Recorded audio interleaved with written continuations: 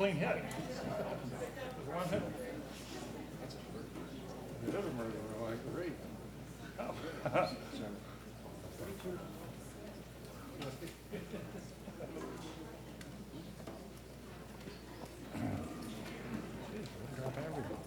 It's been a long couple of days. The mystery, try that out. We decided not to go. It was good. You see my glasses underneath there? You see my glasses down there, by the way? Am I on? Good evening. Thank you for joining us. We're delighted by the crowd. We're intimidated by the murderer's row here at the opening. This lineup of women, we're all going to turn around and go back. Try this again. We're delighted to have you here, and it's for a special night about politics versus ethics. And I noticed that the organizers did not call the title Politics in Ethics or Ethics in Politics. It's Ethics versus Politics, which sort of assumes there are two different worlds, and that's what we're here in part to talk about the power game in Washington. But this is also a special occasion, and what brings us here really is to introduce everyone to the new book by our former dean, our celebrated former dean, Joe Nye, who has ventured into the field of fiction for his first novel. And it has been something he wrote some years ago and then put away and then brought out after 9/11, dusted off.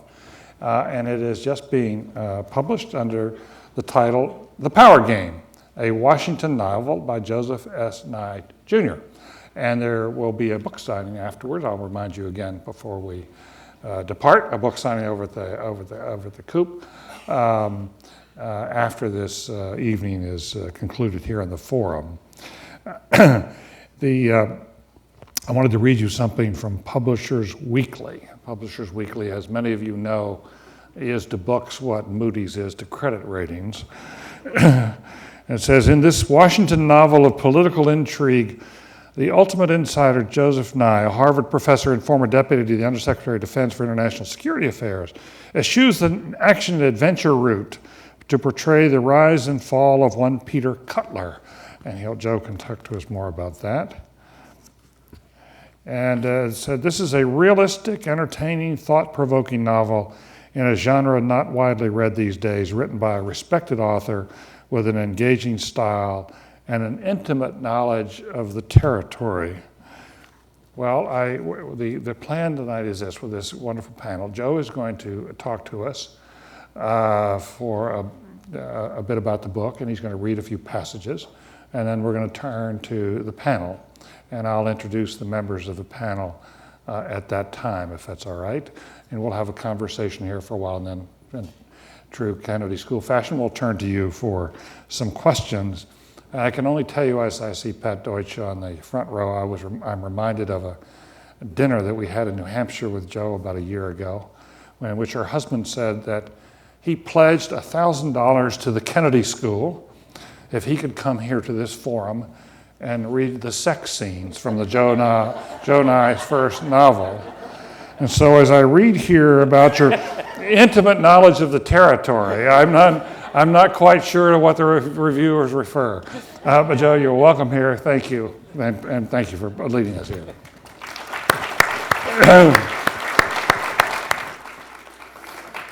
Well, it's a little different from my usual forum appearances, but I'm not going to indulge in John Deutsch's fantasies. I guess the basic question is, why, after all these years of writing academic prose, did I write a novel? Well, some of my less kind friends have said I've been writing fiction all my life, but in fact, it's a very different kind of writing. It's almost upside down. When you write expository prose, you're trying to encompass as much as you can within a sentence. And when you write fiction, you're trying to illuminate with one little particular, so that instead of describing the length and breadth of a meadow, you try to describe it through the reflection on the pearl of one dewdrop on a blade of grass. And writing that way is not the way academics usually write, including this one. So I did spend some time trying to learn how to write fiction.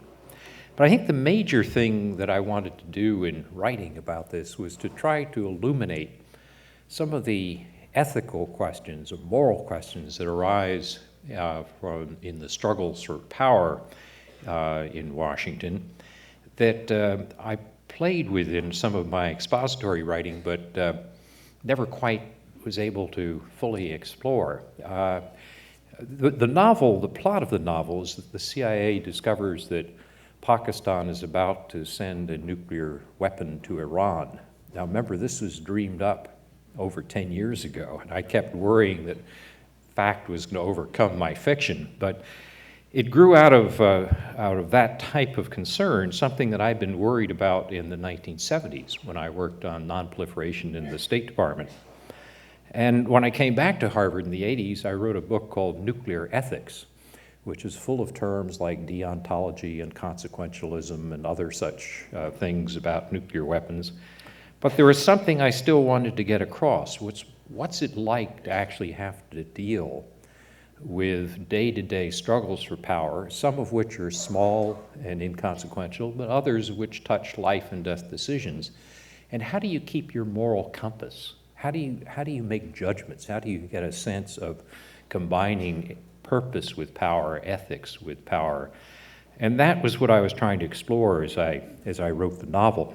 What I thought I would do is read a couple of passages, maybe 3 or 4, depending on how the time goes, which first illustrate some of the smaller problems or smaller dilemmas of ethics and power, and then come to, in the end, a life and death decision. But the smaller questions are, there's the normal question of where do you draw the line on things that might be called corruption, and how do you deal with blurring in the struggle for power your own interests and what you might say is a larger purpose. So the protagonist here that I'm about to read about, Peter Cutler, is a professor at Princeton who takes a leave from Princeton to go work in the State Department in the Kent administration. And his wife is an editor at the Princeton University Press, Kate. She doesn't want to go to Washington. She wants to keep her job. And so there's a built-in tension as she stays with her world and he tries to lure her down to the world of Washington. So he's in Washington. They're in a commuting marriage. And he is somewhat torn about this, but he is at a party at the British Embassy one night, munching away at the various hors d'oeuvres, and he runs into a man who is the CEO of General Data, which is a company that has a strong interest in some of the exports that he regulates. And the man who he runs into is named Carter, and Dwight Carter. And Carter comes up to him as he's eating these hors d'oeuvres and says, "I hear you're still commuting." I nodded, my mouth full of crab. "Must be hard not having your wife here." "We're managing," I mumbled. "Maybe I can help," Carter said. "I hear your wife's a very good editor. General Data controls several communications magazines. I'm sure we could find a place for one of our magazines. We're always looking for new talent. In fact, we could arrange a salary in the range of 6 figures if that was what it would take to get her down here. What would you like me to do? Should I pursue it?" I couldn't believe what I heard. "Do you mean $100,000? I coughed down the last bite of food. "Exactly," Carter said. "Are there any special conditions?" "Absolutely no strings attached. Here is the answer to my prayers. Not only would Kate and I be together, but we could also build a financial nest egg."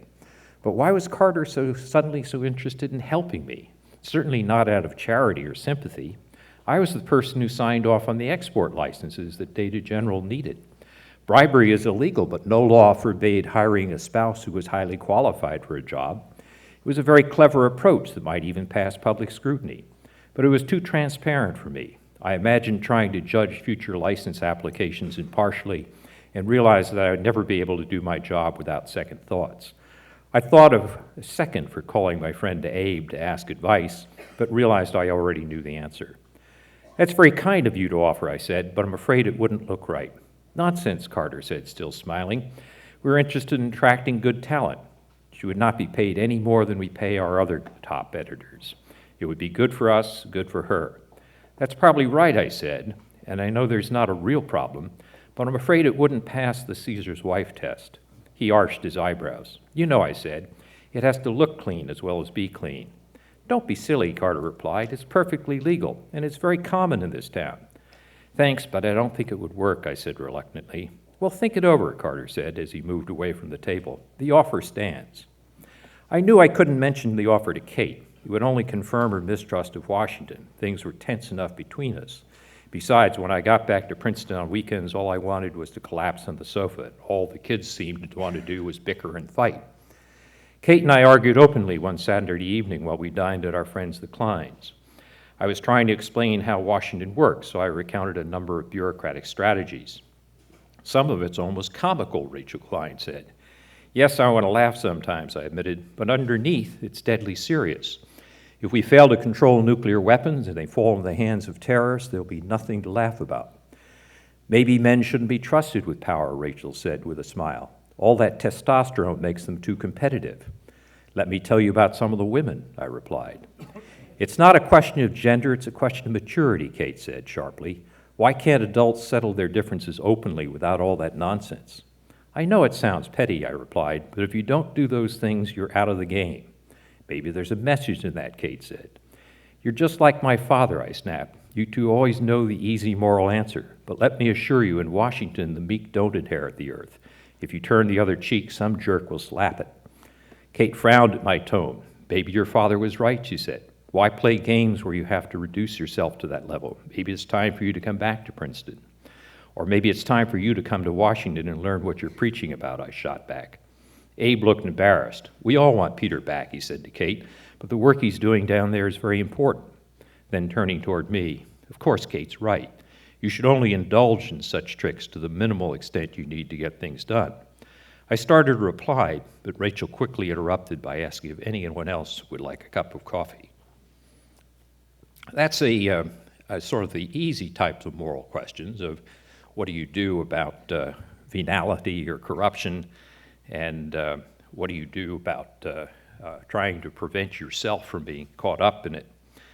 There's another kind of dilemma, which is when you have to deal with your obligations to other people.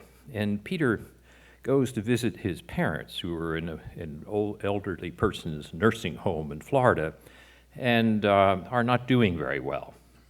And after a rather depressing lunch with them, in which they can't quite understand what he's doing, he says, after lunch I went to walk on the beach while Kate took the children to their tennis lessons. Says the sky had partly clouded over and occasional breaks in the clouds sent shafts of sun to paint bright ivy patches on the dark water. I walked at the water's edge, watching the white crests of waves break against the beach. Swirls of water laced with foam broke over my ankles, crept up the sandy slope, then retreated, leaving behind a pattern of breaking bubbles and sand crabs scurrying from their holes. I dug my toes into the sand as I walked, trying to deepen the pattern of my footprints. When I looked back, they had been swept away. Usually a walk on the beach revived me. Today was totally different. When I returned to their apartment, I found that Tony, my assistant, had called from Washington. I dialed back eagerly. There's an urgent cable from the secretary in Paris, Tony reported. What's up? The French are pressing hard on sales to Iran, Tony said. They claim the computer sales will help us secure the flow of oil, but their real gripe is that our laws are preventing exports by the French subsidiary of General Data. So, they're threatening to take legal action against the company unless we make an exception. In addition, they've hinted that France will refuse any further cooperation on tightening controls on the export of missile technology unless we cooperate on computer exports. Just what I predicted, I said, shrugging my shoulders in self-satisfaction. But here's the kicker, Tony said. The president and the secretary want an opinion on what the reaction will be at home if they give the French what they want. My mind raced ahead. It meant convening the interagency committee and taking soundings on the Hill. If I didn't return, Lucara would chair the interagency meeting and begin the consultations without me. Are you coming back, Tony asked.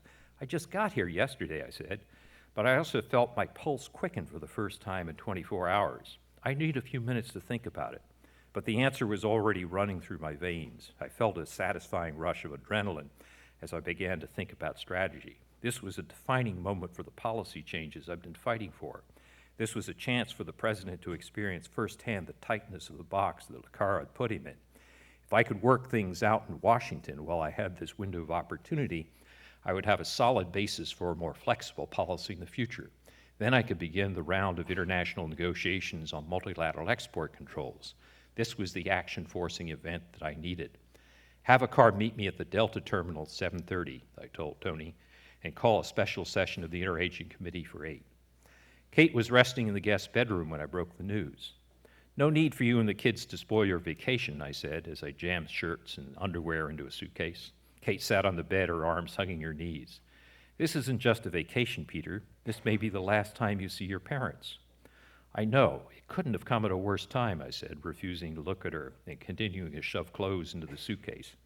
You're being a fool. Her voice rose. So what if someone else chairs your precious meeting? Those are your parents, for God's sake. I stopped packing, walked over to the bed, and put my arm around her shoulder. It's not that simple, I said. This could be a turning point for the policy, exactly what I've been waiting for. I may never get another opportunity this good. Kate shrugged, swung her legs to the floor on the other side of the bed, and buried her head in her hands. I knew by the slight heaving of her back that she was crying. For a moment, I was tempted to lie down on the bed and pull her to me. But the thought of George Vole, that unctuous weasel, and that slimy yuppie Lucara using this opportunity to get control of my issue was too much. I returned to stuffing the suitcase. Behind me, Kate choked out, "You can't do this." "I have to," I said. There's a question there of what are your obligations to others, particularly parents and family, as you're struggling for power.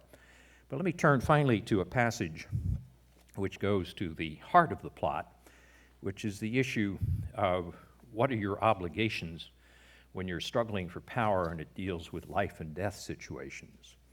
And in this case, Peter's friend, Jim, who is the Deputy Chief of Staff in the White House, who's in charge of managing the covert action to try to destroy the nuclear weapon that before Pakistan can send it to Iran, has a different view about what risks should be taken, because in the process of trying to struggle over setting the shape of this covert action, there's a risk to a friend of theirs, a mutual friend of theirs named Ali, who is head of the Pakistani nuclear plant. They'd all been graduate students together. And Peter is concerned about risks to Ali, and here's the conversation that they have. The blue plates with the presidential seal were already set on Jim's conference table when I arrived at the White House a few minutes late. Jim was sitting at the table thumbing through the daily press clippings. When I finished my eggs, I pushed away my plate and got to the point. I've been thinking a lot about Project High Tech, I said, and I think we should slow it down. Jim pushed his chair back from the table and raised his eyebrows. It's a little late for that. You told me we had time. It's a moving train, Peter, and we don't own the timetable. But you could still turn it off? Jim shrugged. He took a sip of coffee. We have to change to a plan where Ali isn't harmed, I said. We owe him that. Jim looked pained, put down the coffee mug, and sat quietly for a moment. We're not sure he'll get hurt. He paused for a moment, then continued, I don't see how you can let the life of one person, even a friend, alter government policy. Without letting on that I had been thinking about this and remained, I repeated other arguments, and Jim looked unconvinced. What kind of an argument is that? Jim asked. Sure, I'd like to avoid any risk to Ali, but that seems incredibly selfish. You can't make policy that way. The president has asked me to solve this problem.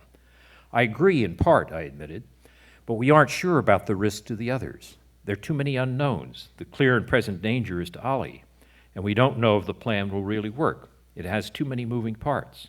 For Christ's sake, Peter, we can't ignore millions of people just because someone we like is endangered. You're sounding like a goddamn academic. This is the real world. Risks are unavoidable. I scowled but kept silent. Sorry, Jim continued, responding to my look of annoyance. That was a cheap shot. I've been under a lot of pressure. The last 2 weeks have been hellacious. Jim rubbed his large hand across his forehead and then raked his hair. It's a bitch, but that comes with the territory. Sometimes all the choices are bad. Then we've got to ask how you help the most people. No, I replied. You admit you can't answer that question and that sending a friend to his death is wrong. I wish you'd quit saying that. We're not sending Ali to his death. Jim looked exasperated. He'll hear the alarm. There's a good chance he'll get out. Not Ali, I said heatedly. He'll stay and try to fix the goddamn problem. I knew I wasn't making any progress. I pushed aside my coffee mug and leaned forward. I softened my tone and switched to a new pitch. We don't have to argue about this. We have alternatives. We can wait and see if our diplomatic option works. And we can use the time to develop a better plan that doesn't endanger Ali. Jim shook his head. Time isn't on our side. They could move those bombs any day now. Are you sure? The agency isn't certain, but DIA thinks so, and their reports have stirred up the hawks on the Hill. Senator Peary's breathing down the president's neck, and so are the Israelis. Then let the Israelis make their own move. Let them do the dirty work. Whoa, cowboy, Jim sat forward in his chair. Aren't you the guy who argued a few weeks ago that we shouldn't let the Arab-Israeli conflict pollute the politics of South Asia? I thought I remembered a little speech about not feeding the fantasies of the bad guys who claim there's an alliance of Zionists and Crusaders. I felt myself reddening. From that point of view, American action is better, but not if it means we have to do something wrong. Bullshit, Peter. Jim began to look agitated. That's the old clean hands crap. You know the answer to that as well as I do. In the real world, it's a self-indulgent luxury. Not if we have alternatives, I replied angry. We don't. Jim shook his head and scowled. It's too late. You can't paint vertical stripes on a moving train, Cutler. He glanced at his watch and rose from his chair. I got to be in the Oval Office for the morning briefing in 5 minutes. He walked over to his desk and gathered papers into a leather file with a White House seal. Promise me not to do anything until I get back from Europe, I asked, as we walked briskly down the halls of the old executive office building. Jim looked annoyed. You know I can't promise that. Okay, I nodded, but promise you'll think about it? Sure, he said with a chuckle. That's not hard. So the last of these moral dilemmas is the kind of issue of what happens, what are the obligations you have to friendships, how do you make moral calculations when you're dealing not just with day-to-day temptations, but with life and death issues. And all of these, it struck me, were things that I couldn't quite capture when I wrote things in expository prose. So that's why I wrote a novel. But most important, I had fun. So, thank you.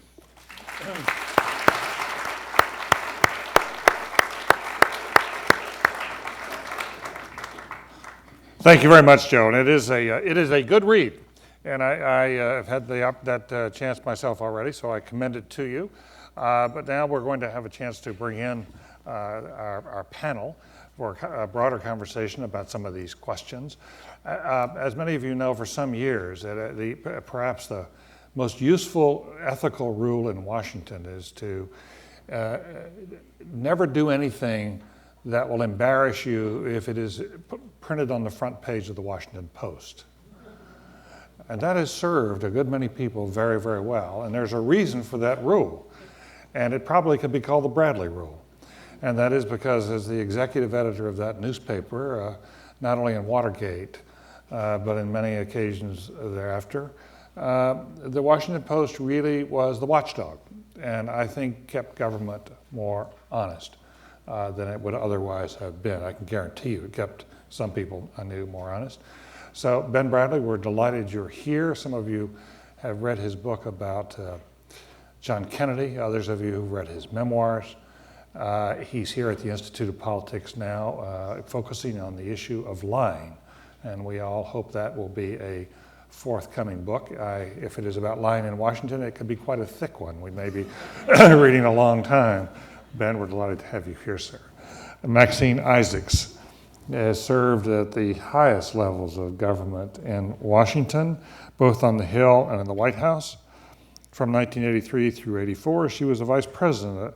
She was the deputy campaign manager and press secretary for Vice President Walter Mondale in his bid for the presidency in 1984. And she had one of the dilemmas that she faced was when a candidate should tell the truth. And it was Walter Mondale who had the guts, the courage to stand at his Democratic convention against the advice of some on his team and tell people we have no choice but to raise taxes in this country, and I promise, he won't tell you, but I will. If I'm elected, I'm going to raise your taxes. And it was a very controversial move on his part and probably wound up costing him a lot of votes, but I think his ethical stature strengthened quite a lot after that. I'm curious how your view on that. And to her left is Ken Winston, who is here as a lecturer and an honored faculty member of this school, where he teaches political and professional ethics. He introduced a course back in 1987 on ethics for mid-career students. He's moved on to study comparative ethics with some emphasis on Asian case studies. And I can tell you at the close of last year, back in May, we had a gathering of about 150 students over in this room of students who were about to graduate, to ask them about their Kennedy School experiences, what worked and what didn't work. And on a stunning number of occasions, people stood up and said, the course that meant the most to me at this school was Ken Winston's course on ethics. It helped me the most, it focused me, it was something that we would like to see more of at the school. So thank you for joining us. There were many testimonials there that day. Let me, if I might, before we circle back to some of the questions that Joe posed, especially the second one, which was a little too real for many of us in the room, about the choices between family and work and that sort of thing. If I want to turn to something very contemporary and draw a couple of case studies, and that is, what are the ethical imperatives for those who work in government? Let me start with the question of waking up this morning to read about the resignation of Secretary Powell, and the New York Times wrote an editorial calling him the good soldier, but it was a very critical editorial, that he had and what it suggested was, in fact it said, he had an obligation to stand up and fight harder against policies he proposed, but instead he saluted them. It's the same question that Bob McNamara faced. It's the same question that Cyrus Vance faced. We've seen a number of instances. Ben Bradley, start us off on that question. What are the ethical obligations of a Colin Powell serving President Bush in his first term? Well, I don't see any ethical problem about resigning. Right. What about when he was there? I think he served with incredible loyalty But is that the first? Is that the first obligation, loyalty? Well, no, I'm not well, to serve your country is that was the first, but I remember earlier conversations that he might quit. Mm-hmm.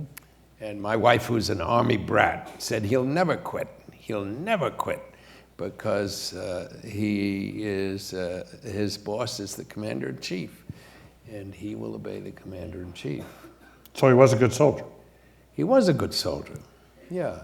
I'd like to know, if I was still practicing journalism, I'd like to know where all those damn rumors came that he maybe stay a year, because I don't think he was ever close to spending another year.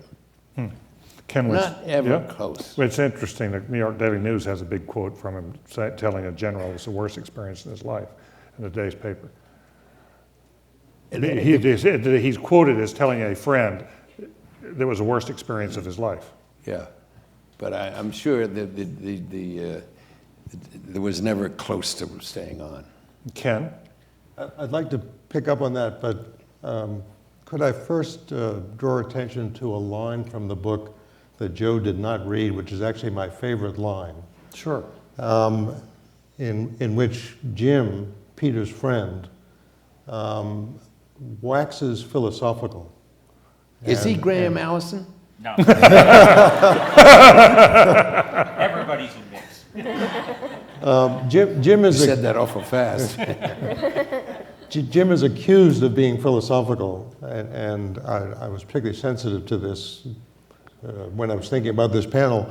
And Jim responds quite nicely, I think, by saying, if a philosopher is right about the real world, it's purely accidental. And I hope you'll indulge me as an outsider from Washington, comment on this. I'd like to pick up on the example of Colin Powell and actually relate it to the novel, because in a general way, I think a person who goes into Washington as a subordinate to the president is caught between two dangers. And the question is, can you maintain your balance? On the one side is what I'd call a kind of corruption of judgment. You want to maintain a good working relationship with your boss. You want to do what the boss would prefer. The trouble is you may lose sight of your own sense of what's right, of moral principle, even of good policy, just to favor the boss. So on the one side is the problem of corruption of judgment. And I think a number of people thought Colin Powell moved too far in giving up his own sense of good policy and of what was right in going along with the president's policy. So that's on the one side. But on the other side is what I call the problem of moral hubris. That is, being so committed to your own idea of what's right that you no longer become a part of the team and realize that there are other people who have a legitimate say in what the policy should be. And I think that's actually comes out in the book, that there is this danger that Peter Cutler faces of thinking he knows what the right policy is with regard to Pakistan. And so he's going to act on that even though Jim won't go along with it. The president is going to have lots of problems with it and so on. So he's giving a preference to his own view over that of others. I still want to come back to, do you have an obligation as Secretary of State to fight for your views? Bob Woodward reports in his plan of attack book that Colin Powell went to the president, asked for a meeting, and said, I hope you know what you were doing, but did not explicate in any fashion or lay out the case against going to war in Iraq. Is there some sort of imperative on the president's highest ranking foreign policy advisor to make that fight? The president certainly deserves his best judgment. The best judgment. Does the country? And the country deserves it too, but it's still at the same time the case that he's a member of a team. And his view isn't necessarily the right one. No matter how sincere he may be, no matter how committed he may be, he's got to at least be open to the possibility that others have a view that needs to be taken into account. Maxine? Well, ultimately the president has to decide. And I think that the staff members, no matter how high-ranking they are, then have an obligation. They have an obligation to give their best advice and their best judgment, and they're obviously there because they have a lot of experience. But once they've given that advice and the president decides, then their only alternative is to either accept it or to resign. It's not, I don't think it's more complicated than that at some level. Right, but we often we talk here at the county school, others talk about the importance of people speaking truth to power as an advisor, speaking truth to power. What I'm trying to press is there an obligation to speak truth to power, or is this something you occasionally exercise when you feel it's convenient? I think that a test of a president must be that person's ability to hear the truth from these advisors. Right. So, I'm trying to ask about the advisor, though, whether there's an obligation on the advisor to be quite straightforward, quite blunt. You have to hear me. I believe that there is, but I believe you aren't entitled then to have that view made into policy or become law or whatever it is. But Right. yes, you have an obligation to Right. give your best advice. Yeah. Now, Absolutely. Cy Vance, the reason I brought up Cy Vance Yeah. was that on the Desert, what was it, Desert One? Desert- Desert One, that he gave his best advice to President Carter and told him not to do it. And when the president decided he would do it nonetheless and overrode the advice, Cy Vance submitted his resignation, but had it held by the president until after the exercise, the operation was completed. And upon that point, win or lose, he was leaving. And many of us thought that was one of the most honorable resignations that we had ever witnessed. It was honorable, but as Ken Winston was talking, I kept thinking of Cyrus Vance because there were a lot of people who felt like his problem was that he was not willing to accept the fact that he was part of a team that made a decision and that his view was preeminent among those views. I remember at the time a lot of discussion of that, so it wasn't a clear question. Joe, what do you Well, I mean, this problem of how dirty do you let your hands become is a classic. I mean, there's a line in the book where one of the characters says the trouble with Immanuel Kant was his hands were so clean he had no grip on anything. And you know, if you have a Cy Vance and you say, "I'll keep my hands clean," then you don't have any handle on the next round. And it's a tremendous dilemma, but it is interesting that in American political culture, resignation is very rare. Resignation on principle. In British political culture, Japanese political culture is very different. I mean, even, you know, there's a much greater tradition of resignation on principle. And your judgment of the Colin Powell? I think what Powell did was legitimize Bush's policy, and that with all the doubts that have come out subsequently, if Powell had been, if he'd been more openly critical, it would have raised those doubts, surfaced them for the public sooner, rather than having them all come out after the event. But in that sense, trying to surface those doubts while being in the administration is probably impossible. So I think he probably would have had to make a choice of resigning. And I think what Ben said is right. I think his view is that loyalty as the good soldier comes first.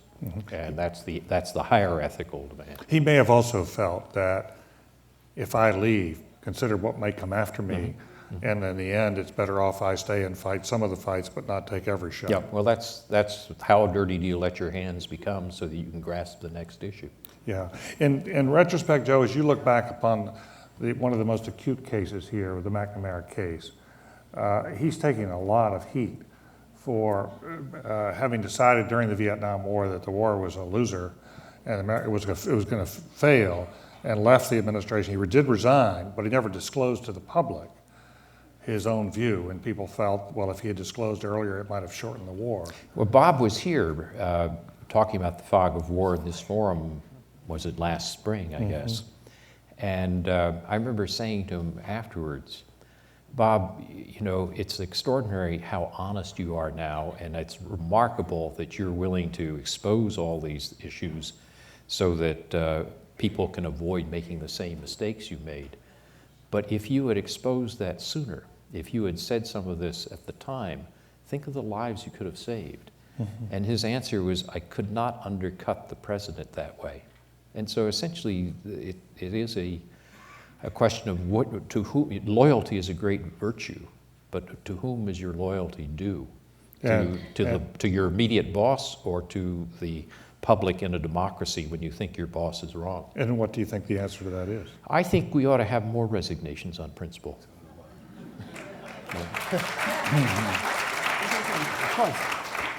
McNamara was fired, too. He didn't resign. Right. Well, yeah, because he lost faith in the war. Well, yeah, but he didn't. But do you think he should have gone public with his views once he was fired? Once he left? I mean, they gave him the World Bank. Oh, and once the war was over, yes. No, but what about during the war? I think that would have been very hard, because it puts people's lives in danger. I think he should have told the president, and I think he should have told, but whether he should have held a press conference, I don't think so. But I mean, he was the architect of it. He can't suddenly go boing like that. I think Bob could have indicated more clearly that he had misgivings about the war after. I mean, he kept a loyalty to Johnson rather than to the American people, which I think was somewhat misplaced. But in the character in the book, Peter Cutler, the protagonist, who tries to fix the problem it makes a larger mess by doing so. I think that character should have resigned. I mean, I think in the plot of my novel, he should have resigned. That's interesting. A couple of complicating points. One reason, not the only reason, but one reason there's a difference between the United States and Britain and other countries on resignation is that members of the cabinet in Britain go back to a seat in the parliament. So they have a kind of political base that they go back to, whereas in the United States, people who are appointed to the cabinet don't have that kind of political base, And they usually want to get back in at some later point. So a quiet resignation actually is a more rational decision in the United States, given the structure of the system. It's interesting. Now, I want to, But could I just make Sure. a point about McNamara, too?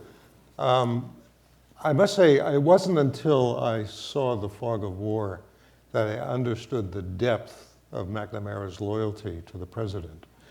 Being an old anti-war activist, I could not understand why McNamara didn't make some kind of public statement, which would have been so much welcomed by the anti-war movement, and there would have been all those lives saved, because most of the deaths occurred after '67, when he had decided he couldn't be part of it anymore. Right. But what I think one has to think about is not only from the point of view of the anti-war movement, but from McNamara's point of view. It wasn't just loyalty to the president, it was his own self-conception. He could not see himself aligning with the anti-war movement. Mm-hmm. He was not one of them. Mm-hmm. And so that move for him, I think, was psychologically impossible. interesting. Ben, let me ask you about, it's a related issue, very closely related, but goes to a different ethical point. Daniel Ellsberg recently wrote a piece in one of the newspapers reviewing what he did back with the Ellsberg papers and arguing that those who work in government today who are sitting on top of papers and documents that are classified,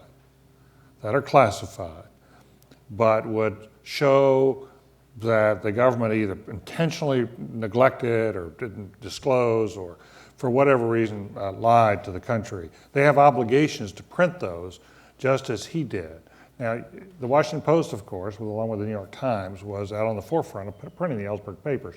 And I think the court has decided that the Washington Post, the newspapers, you did the right thing. I mean, you and Katharine Graham fought that and won. But there was always the question about what the obligation of Ellsberg was. Was Ellsberg ethical in what he did? Well, I think so. Okay. I mean, I think he, as a matter of conscience, he did this. I thought that Supreme Court decision people forget. I mean, it exonerated us, but it was a weird decision. I mean, the majority said, you're in the wrong court. Sue him for criminal violation of the criminal statute. I mean, Whizzer White and a whole bunch of them did. And so I don't think it was a great victory for the press in that sense. But, although it was interpreted as such. Yeah, but I think Ellsberg, I mean, it's rare that a man gets a chance to stand up on principle and back it and prove it. There was nothing classified about that damn document. Well, but there were some classified documents in there. Well, there were. But I mean, everything's classified in Washington. Well, but that's right. But I'm interested in your view that it's all right for Powell not to fight, but it's good to go out and publish classified documents if they show mendacity in the government. Well, it's probably a little harder for the Secretary of State to do it than it would be for somebody who worked for him. Yeah. Joe, you worked at the agency, and you were head of the National Intelligence Assessments here. What is your view on, I mean, here we had it is claimed that there are a variety of documents within the administration regarding the weapons of mass destruction in Iraq, calling into question, raising all sorts of doubts, and all those documents were basically ignored in order to make this very clean argument that they had weapons of mass destruction. Does someone sitting there with those documents at a GS-19 level, do they have an obligation to walk out the door with them and let the world see them? Well, I don't think the evidence was quite as you described it. I think what you found was that, for example, on much of the crucial evidence, the aluminum tubes issue, right. The CIA analysts had one view, the Department of Energy analysts and the State Department analysts had a different view. What I think was terribly wrong in the intelligence community was that they wrote a report, the National Intelligence Estimate, in October of 2002, which buried the dissents of the Department of Energy and the State Department, which knew something about the issue, and elevated the argument of the CIA analysts who said that these were for centrifuge enrichment activities. It was sloppy and shoddy intelligence analysis rather than directly duplicitous, this is a lie. In other words, there was enough dispute within the community that it wasn't as though an analyst could go out and say, aha, here's a smoking gun. But on the contrary, the community analysts did a very poor job of presenting this to the decision makers in a manner which showed what the range of uncertainty was. And the decision makers were just delighted with that, because they then cherry picked it and took the things that went just their way and then exaggerated even more than the intelligence analysis said. I think as an analyst, if you are a CIA analyst, you have an obligation to call shots as they see them and fairly, even when they go against your own preferences. I think you have to try to present the evidence. What do we know, what we don't know, and when we disagree, what is the evidence on this side and that side of it? And that was what I tried to do when I supervised the intelligence estimates. If an analyst comes up with a piece of information which he feels absolutely compelling, which he feels is not being treated properly in the sense of it's being buried, I suppose at that point an analyst might choose to resign. The danger is that sometimes these bits and pieces of evidence are not quite as clear as the analyst thinks. And I think putting it through the process, but making sure that the process runs properly, is the right way to do it. But it's interesting to take the case of this fellow Shower, who was the head of the Al-Qaeda desk in the CIA, who actually wrote the book about the mistakes that were made by the administration on Al-Qaeda and published it as anonymous. And the agency allowed him to publish it as anonymous and reached the bestseller list. That now has been highly criticized by the administration as proving that the CIA had a vendetta against the administration. And David Brooks had a column in the New York Times the other day saying this shows that the CIA is disloyal and has had a battle against the administration.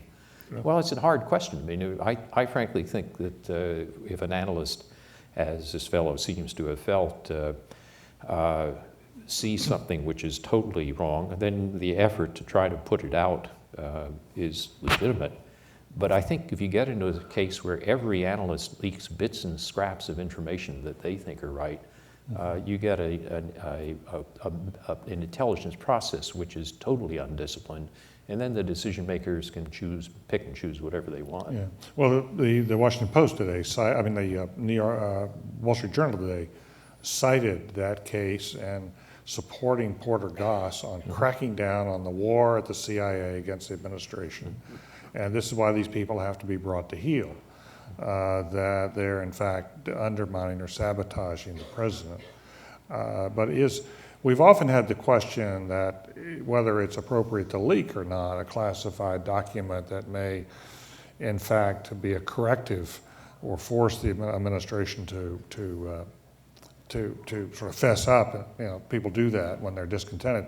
But it was interesting about Ellsberg. He was arguing you have an obligation to put those things out when the public record has been somehow distorted by the administration you're working for. Do you feel, which way do you come down on both those questions? These things are these are classified. It's against the law. I signed an oath, a piece of paper, that I would not disclose classified information, and I was pretty faithful to that. I felt that it was wrong for me to. I don't think I ever handed over a piece of classified information to a reporter. I just felt that violated another ethical obligation. If I had felt that I was being forced to do something wrong, I would have resigned.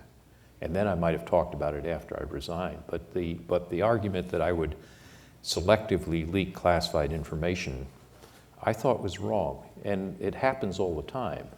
And people fight their policy battles when they pick up an analyst in the agency who's disaffected, and then he becomes a sort of a fount of information, which then is published either in the Post if it's one view, or the Washington Times it's another view, and you have a battle of that sort.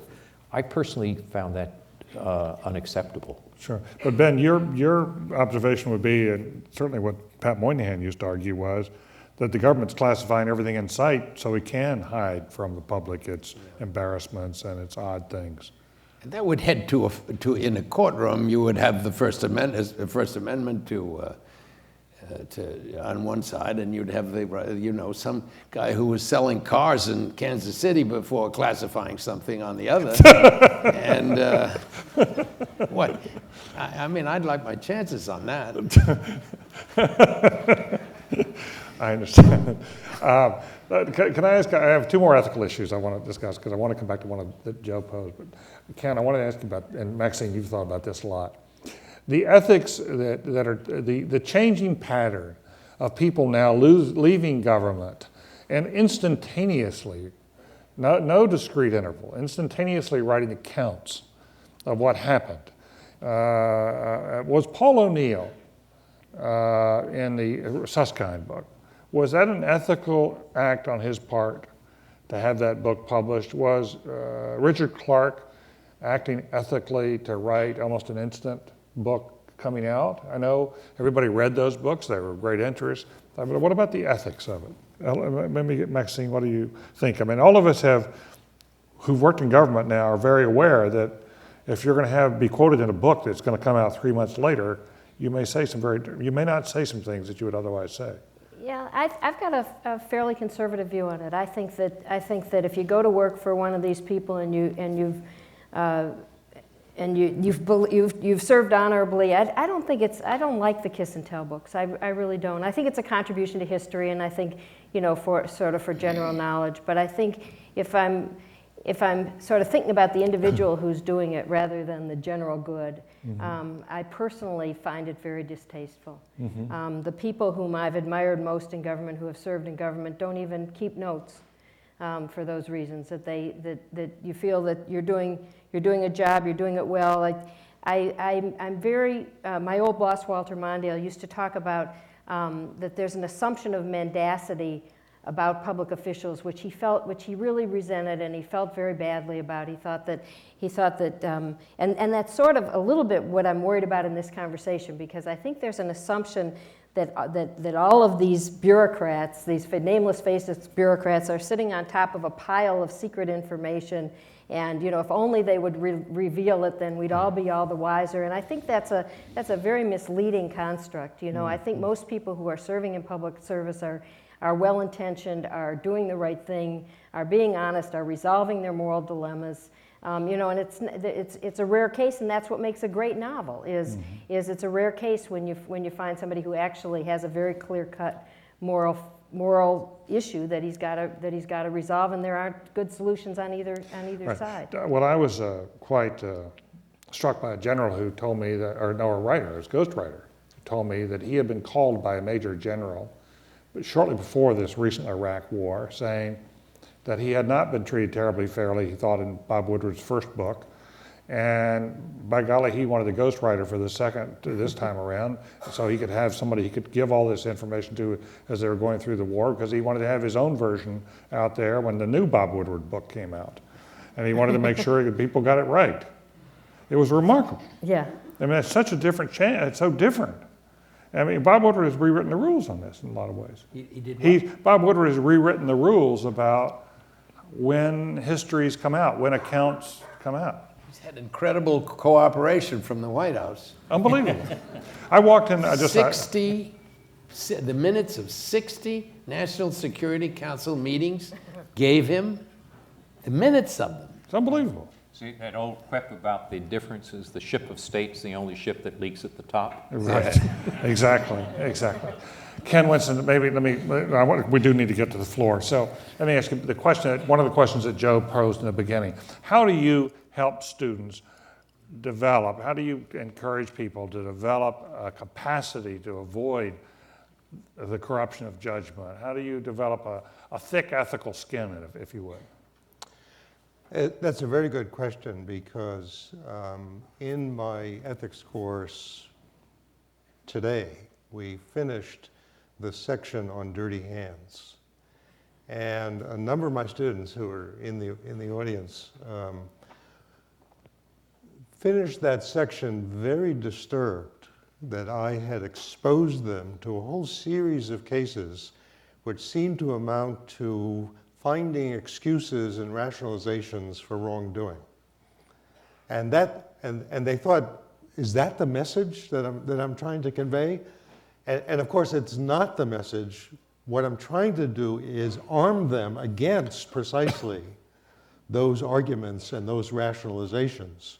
But the first step is to become aware of them, to have before you a set of cases in which people have used, or I should say abused, those sets of arguments in trying to excuse what they've done. And unless you go through that learning process, I think you can't come out the other side and say, okay, now I'm sensitized to this kind of problem. I see that a lot of people have gone through this.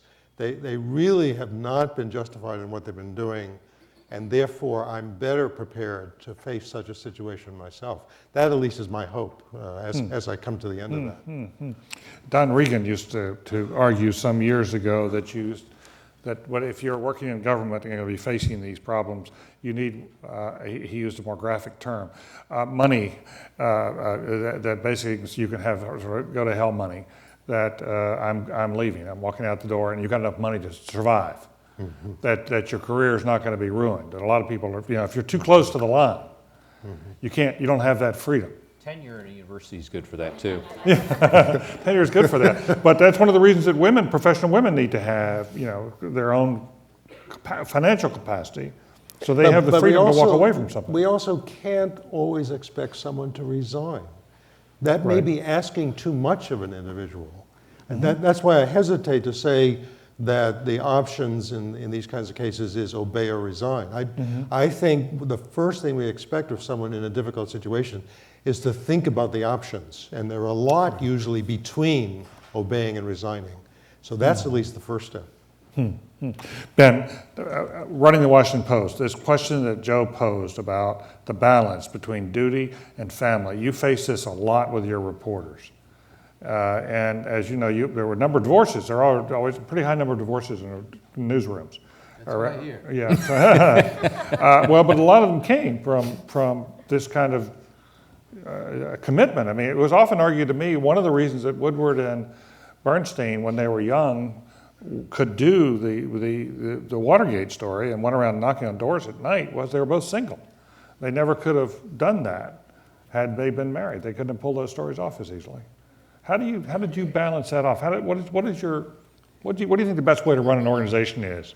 Well, so people can have some balance? I've only worked for one newspaper in my life, and I've never held another real job. And so I'm not an authority on this, but there is something about the Post that that consumed so much of you that it wasn't an issue. I mean, it was 24 hours a day. So there was no balance? There was no what? There was no balance? No. No, there really wasn't. I mean, and especially if you got involved in a story where the reputation of the newspaper and the owner was at stake, you just, it didn't come up. It just didn't come up. Why bring it up now? I did. And Joe, your own resolution of this dilemma, because it's very real for an awful lot of people. I think it's an extraordinarily difficult dilemma. It's not just a government dilemma, as you pointed out with the paper. It goes through all of life. But in the long run, if you can't solve that dilemma, I don't think you can keep your moral compass. And so if you can't deal with that dilemma, it's a lot harder to deal with some of the larger dilemmas. And I think the people who sort of lose track of that part of the moral issues are more vulnerable on the larger ones. That's an interesting conclusion. But do you think there are different stages of one's career when you draw the balance differently? Probably. I mean, it's, as you have, when you're young and hungry, you probably make more mistakes. And it's different for men and women. Yes. And tell us about that. Please. Well, women have the added obligation of having children, of not having clear career paths, of a lot of times their ethical choices really more directly involve family. and they're making choices that affect their well-being, and it's very different. Men have a wife at home to pick up some of that slack, and women don't normally have that. Do you think that puts a heavier ethical burden on a woman to seek life balance with family, or do you think that women need to sort of say, no, this is all equal? I don't understand. Well, if the a woman's question. going to have children at home, do you think she has a greater moral obligation than her husband to draw the balance in favor of family, or do you think she should insist? I don't think it's a greater moral obligation, but I think it ends up being a greater responsibility. I think the burden of the responsibility in most families falls on women. Mm-hmm. Agree with that. The floor is open for this conversation. Sir, if you could come to this microphone, why don't we start there? There's a microphone here, there's a microphone there, and there's another one there. I think that's the extent of the microphones. But please, if you could state your name, and the Joe Nye rule is that every question ends with a question mark. We heard, and it's short. I forgot the other part of the Joe Nye rule. My name is Irving Rothman, and I have a question. As I listened to the panel saying you have to be respectful of your boss, you have to be loyal to your boss. Colin Powell had to be loyal to his boss. Mcnamara had to be loyal to his boss. The question I have is, I thought the public was the boss. I thought your first loyalty was to the people, not to your boss in the office, but to the people you served. And shouldn't they be the first people that you should consider when you make a moral decision? Thank you for that question. Who would like to respond to that? It's hard to run an organization. What's that? It's awfully hard to run an organization if nobody's taking orders. There's also the point that in a democracy, the president is elected and the bureaucrat is not.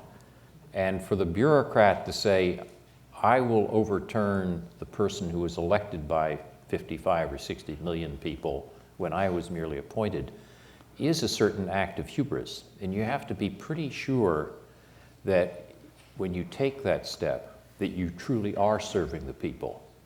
And if everybody does that all the time, which Ben just alluded to, or Ken mentioned earlier, it's not clear that you are serving the people. So knowing what's the balance when you do that in a democracy is very difficult. I'm tempted to follow that up with asking about what is your obligation to God, but perhaps I shouldn't go down that track. Because it's such a sensitive issue these days. Yes, you were here and then you walked back. I was going to ask that question actually about. Please, why don't you come up forward? Just about do elected officials and civil servants have different moral obligations because one is an elected official and is obligated to the people? That's right? an interesting. That's an interesting. Yeah, Ken. I do think there is a division of labor, especially if you're talking about civil servants who are career people, whose assigned task is to provide services, skills for people who are appointed, who are political appointees. So there is a division of labor there that you need to pay attention to, and that just increases the larger the size of the government or of the bureaucracy, that you couldn't have a functioning government unless there were some kind of division of labor. And what happens when you have division of labor is that you have a kind of division of ethical labor. You have a defined sphere of responsibility. And what I find in discussions I've had with students, this relates back to the problem of dirty hands. Over the years that I've taught my ethics course, many of my students have thought that they've had dirty hands, that they've been in a kind of situation where they were forced to do something wrong, or no matter what they did, they were going to do something wrong.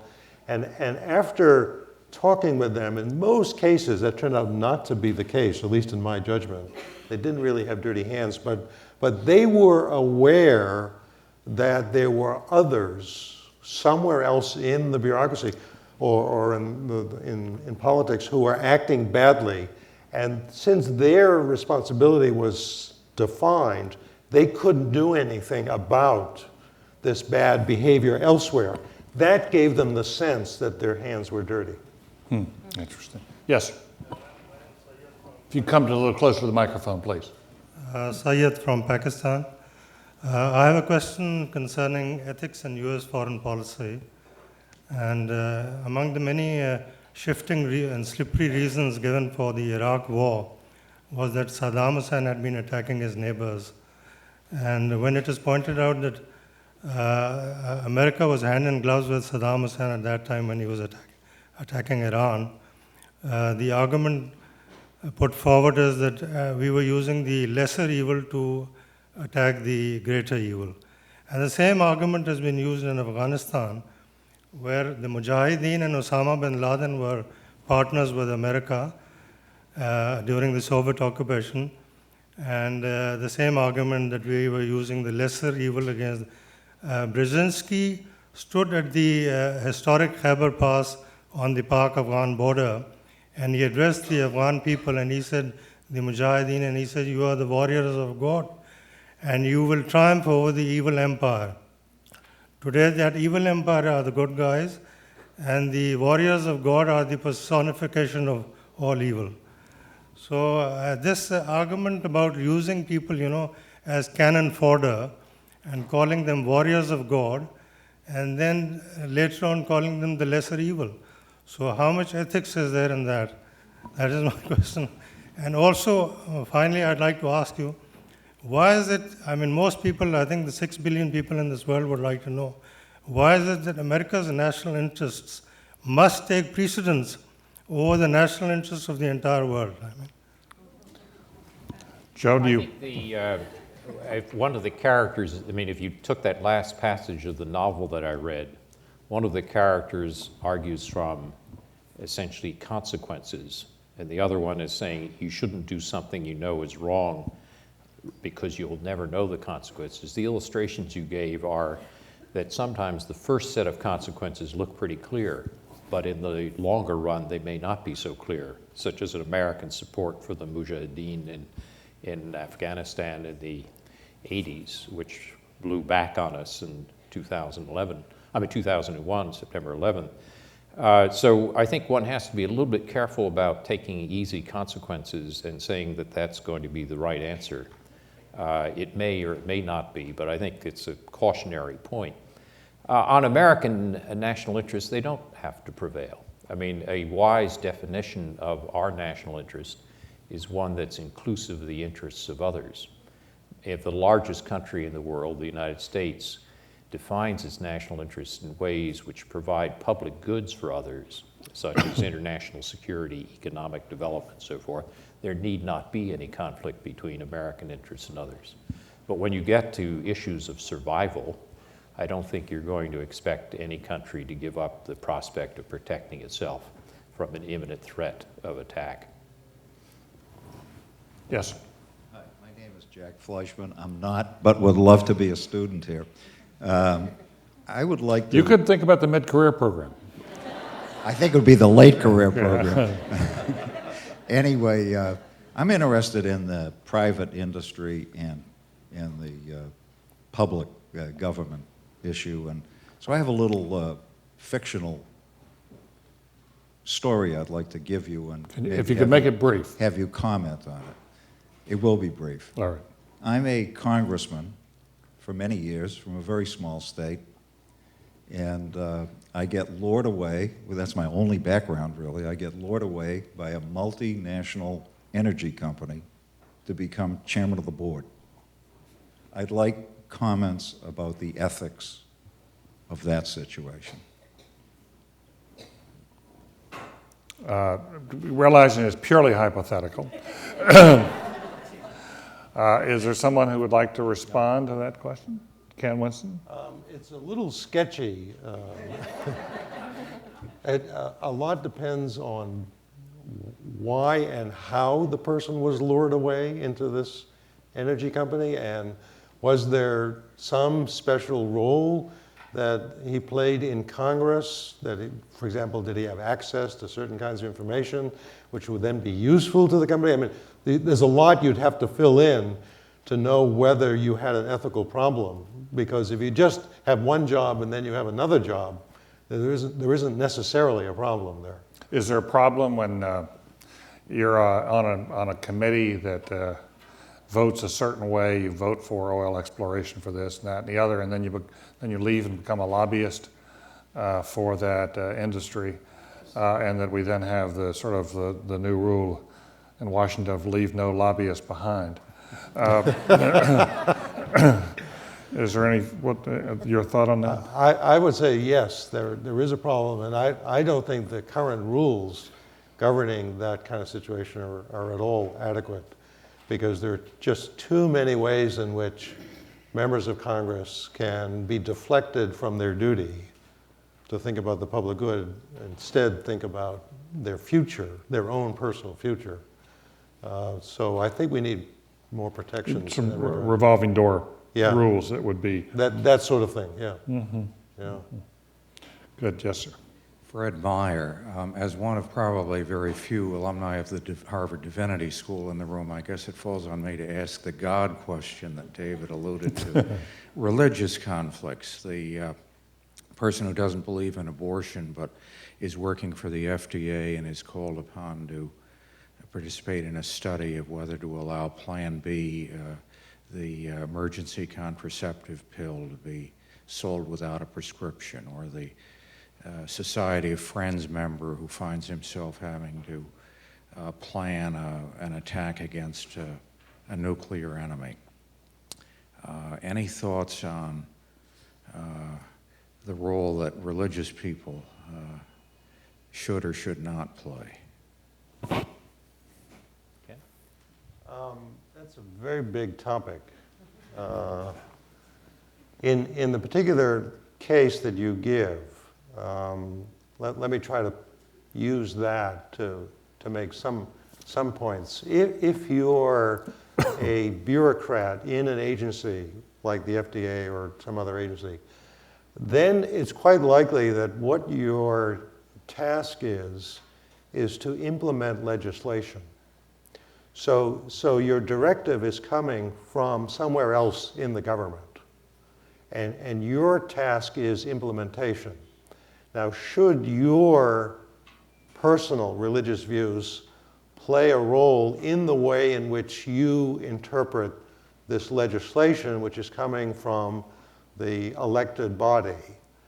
If that's the scenario, then it's likely you want to try to mitigate the possibilities that you would work out the implementation according to your personal views.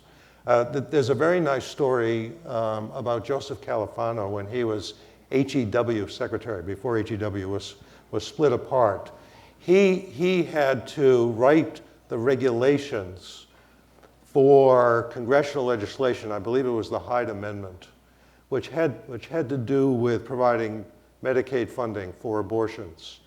And he knew that he had very definite views about this legislation. But as cabinet secretary, the legislation was coming from Congress, and so he had to take that into account. And what he did was he formed a committee within his agency and had them write the rules rather than doing it himself, because he was aware of the bias. So that's a way of handling that situation, but it very much depends on where you are within the government structure. Do we still believe in the repairing to the higher law as a general proposition in our society? Is there a belief that there is something higher than written law, such as higher law? Higher than the Constitution? Higher than the Constitution? I think we're largely built on the proposition that the Constitution is it. But when we declared ourselves independent, we invoked higher law.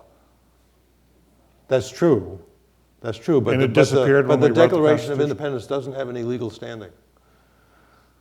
The Constitution is our social contract. The only issue that's kind of coming back, and we won't detain ourselves here, but I do think, to go to Fred Meyer's point, we're increasingly entering an age in which questions of higher law, religious-based or faith-based evidence, what is in accordance with God's wishes, is becoming part of the public policy debate.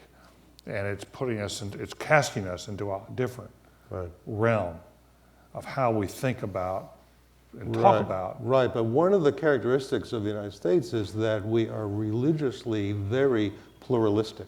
Right. And there's a lot of disagreement on religious grounds. So it's not as though someone's got a lock on the religious way of thinking about any particular issue. Well, it was striking and to me that's that, the situation. That's the situation we need to deal with. It was striking to me that there are a number of people who believe that, you know, that sort of God speaks through the White House these days and makes his voice known through the White House. And that Pat Robertson went in and told the president, well, God didn't tell me that. He told me something else about Iraq. And, you know, you would sort of question who talked to God last.